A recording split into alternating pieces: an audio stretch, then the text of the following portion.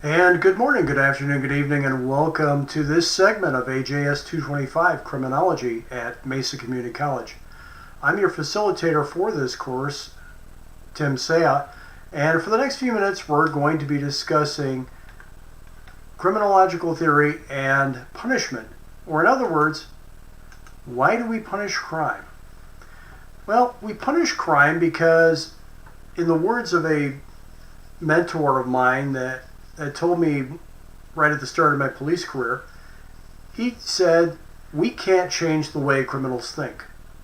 The best we can do is change their behavior. And what that means for our discussion is that punishment provides an incentive to change behavior. Because, as any psychology professor is going to tell you, the only person who can change their thinking or their behavior is the person themselves. All we can do is provide incentives, and that's what punishment is all about. With that said, let's take a look at punishment ideology. Now, society will tend to believe in a punishment theory that reduces crime, and different societies will have different ideas as to what particular theory works best for them, or what they think will work best for them. And they will often express these ideas politically, usually at the ballot box, when it comes time for electing judges, legislators, chief executives, and so forth, sheriffs, mayors, judges, city councilmen, congressmen, senators, and so forth. They're going to elect those people that share their particular ideas. And when the political figures are in office, their legislation will reflect what the electorate wants, or what they think the electorate wants. That is, if they want another term. And if they want another term, they're going to do exactly what the electorate tells them to do. And so these theories end up driving practice, and that's really the one reason why we're in this course, to learn what theories are driving practice and how they are driving practice. With that said, let's take a look at some primary punishment theories. There's typically about 5 primary punishment theories that we see in our reading, and they are retribution, which has been around probably for as long as man has been around. Restorative justice, the relatively new kid on the block. Rational choice or deterrence theory, which we'll be discussing at a later time, as well as incapacitation and rehabilitation. We'll be discussing those at a later time. But our discussion today is going to take the first 2 theories, retribution and restorative justice. Since retribution has been around for a very long time, we'll talk about that first.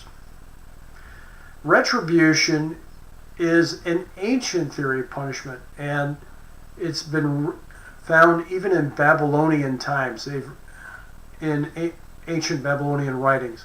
It's also been mentioned in the Old Testament, usually in the books of Leviticus, Deuteronomy, and Exodus, have made mention of retribution as punishment. Prior to the age of government and civilization, retribution was the punishment of choice that usually occurred between families, clans, and so forth. Usually what happens is somebody stole my livestock.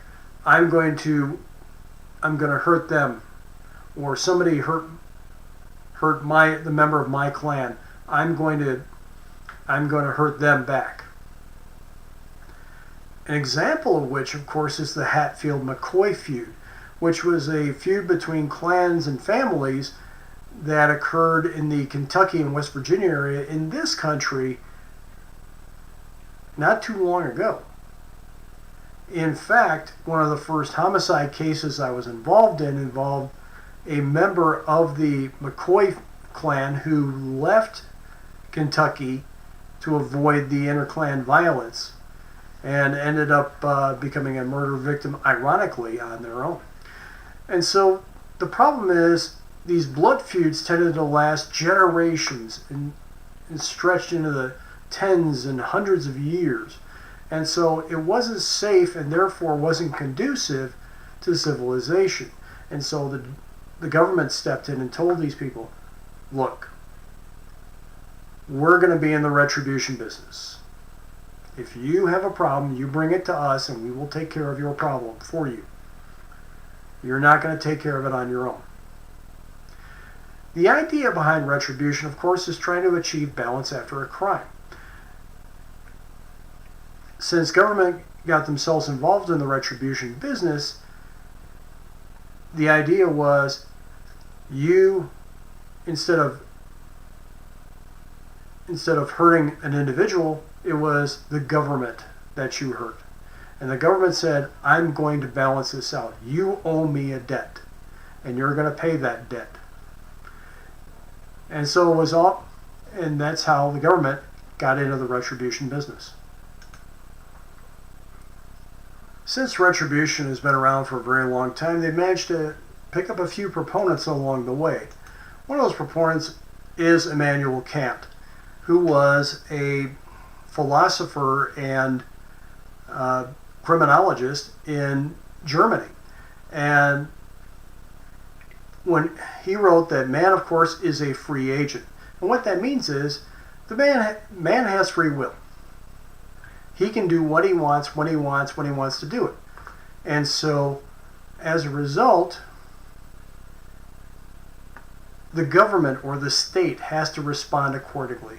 They have to respond in a retributive manner to a man who decides to transgress against the state or commit a crime, in other words.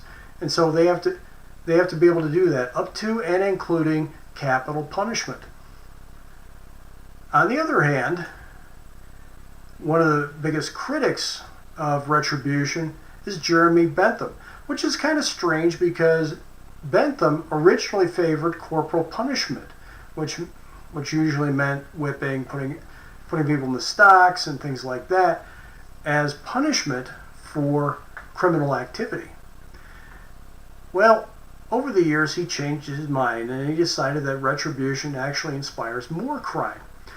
And one of the stories that Bentham would tell would have happened to do with the Irish Revolution, where a government agent had just executed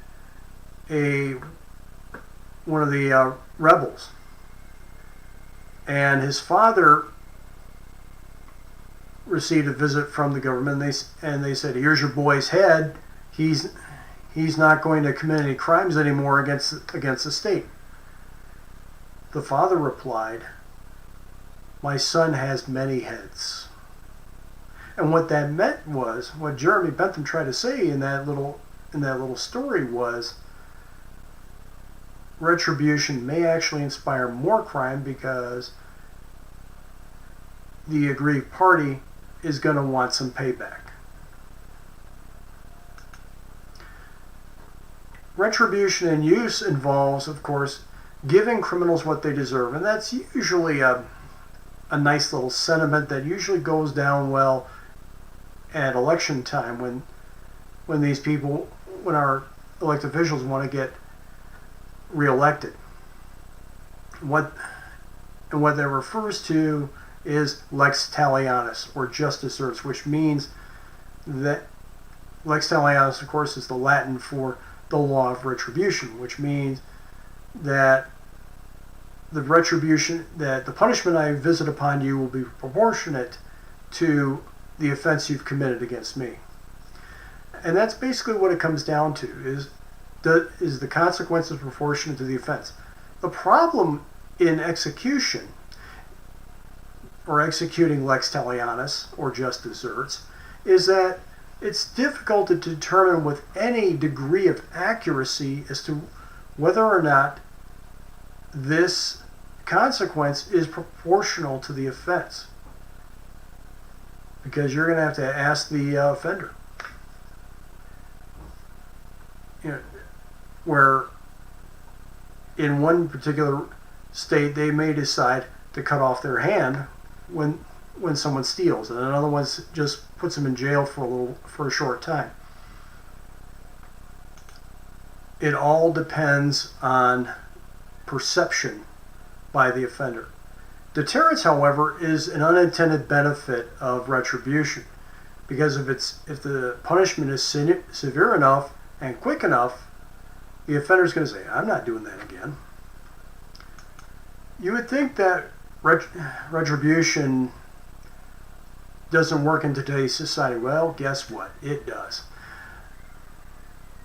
The two retributive punishments are, of course, corporal and capital punishment. Corporal punishment means to punish the body. Capital punishment means, well, that the state's going to kill you.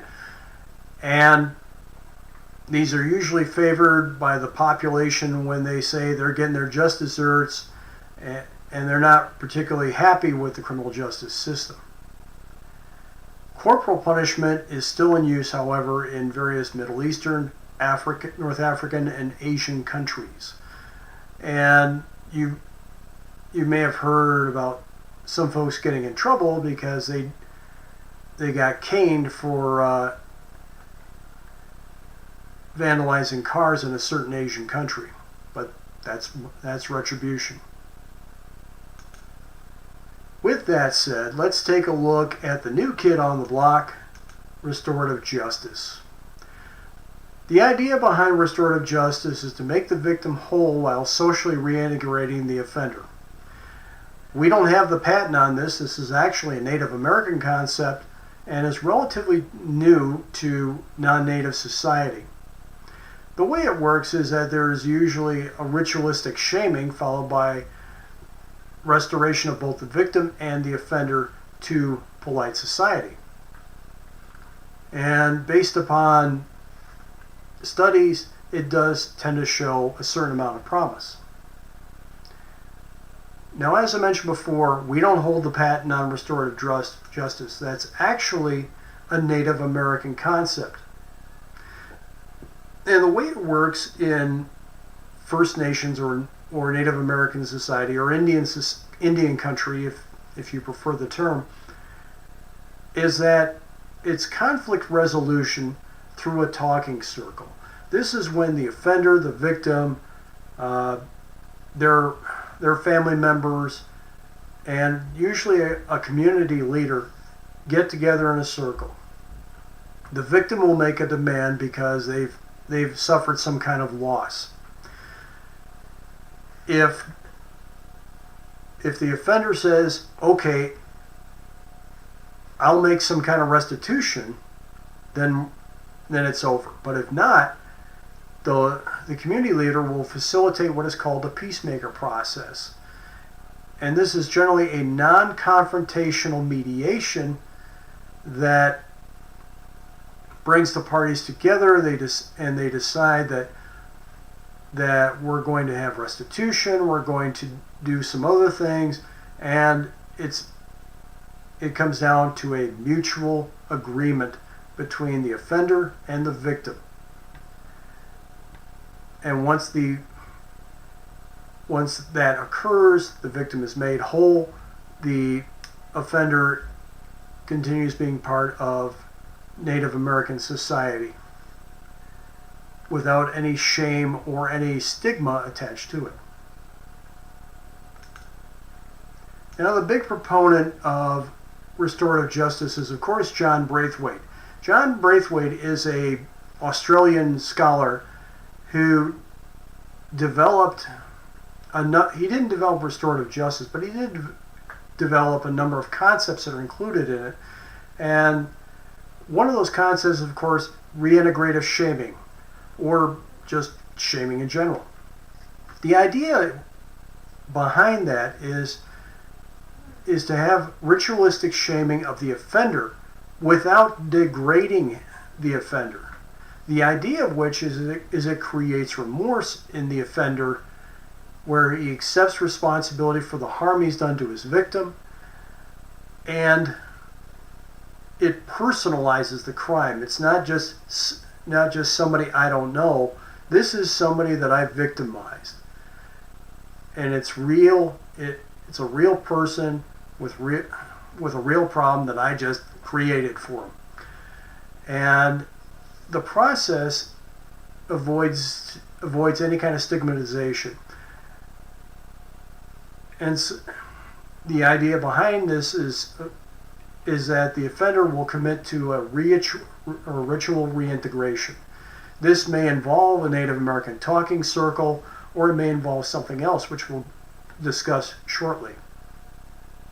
But part of this ritual reintegration may include various 12-step programs. It may include substance abuse. It may include psychological counseling, cognitive behavioral therapy, or any one of a number of different things that the offender could do to make themselves part of polite society.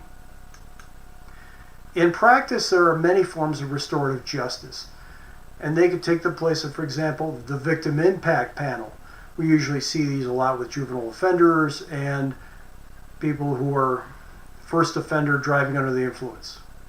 In Cochise County, they have a little something called the GRACE program, which is give recovery a chance.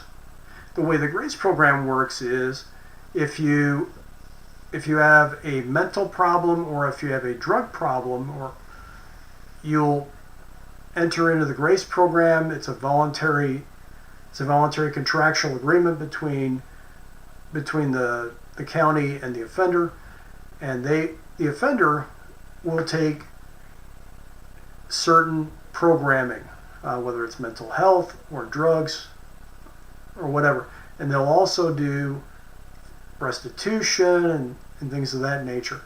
If they complete the program, their entire criminal charges will be dismissed. Not all of them, but just the one they're being charged with. They'll be dismissed. If not, then they go right to sentencing. GRACE program is a particular version of a diversion or deferred prosecution, which is also utilized in other parts of the country. Teen court is another form of restorative justice. We see teen courts a lot in Maricopa County with young offenders, where the teen's own peers decide what the punishment is. Community service is also another form of restorative justice, where we're restoring the community back to a pre-crime status. Currently, they're used, as you probably guessed, with juvenile and minor offenses, but they're not typically used with any major felonies, although they have been used with certain low-level drug felonies, and there's been a certain amount of success, at least in some of the literature. But generally speaking, restorative justice works well with juveniles and minor offenses. Which brings us to the question, is this effective? This is a question that's been asked a lot, and there's actually people who are spending money to determine whether or not it's effective. As you may have noticed by the many forms of restorative justice, very early studies show that there's mixed results, but it seems to be the most effective with juvenile offenders. These are people who have yet to develop that criminal habit, and where they can still be reachable, and they can hopefully change their behavior. We've also seen in the literature that there is some reduction in victim post-traumatic stress disorder for participating on these panels. Finally, we come to a quote from Braithwaite himself, who says that even badly managed programs won't make reoffending worse. That wraps up our discussion of punishment theories. If you have any questions, comments, or concerns regarding any of the material in this class, feel free to contact me at my email and office phone number listed below. Thanks for watching, and remember, I'm pulling for you. We're all in this together.